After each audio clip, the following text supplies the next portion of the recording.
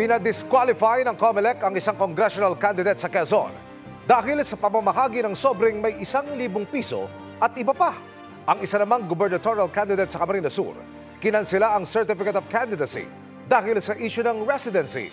Gayunman, maaari pa rin silang umapila ayon sa COMELEC ang mga tugon nila sa pagtutok ni Sandra Aguinaldo. Didisqualify ng COMELEC 1st Division si Quezon 3rd District Congressional Candidate at General Luna Mayor Matt Erwin Florido.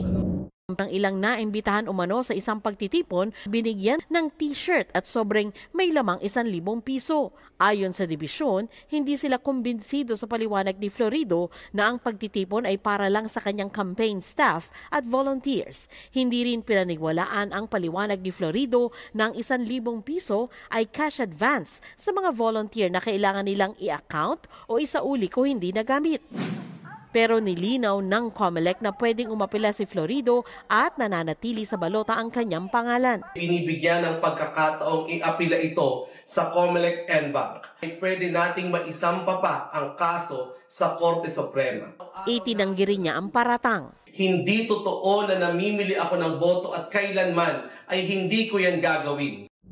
Sa hiwalay na resolusyon ay kinansilan Certificate of Candidacy o COC ni Ronald Alarcon Rodriguez na tumatakbong governor ng Camarines Sur. Kinatigan nito ang petisyon na nagsabing hindi totoo ang nakalagay sa COC ni Rodriguez na residente siya ng Palestina, Pili, Camarines Sur nang hindi bababa sa 1 taon.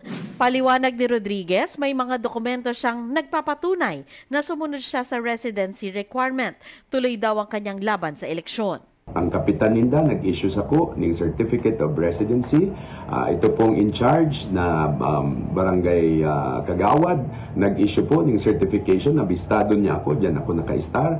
And of course, yung mga delivery receipts, yung mga utilities, and many other documents nagpapatunay po kaya.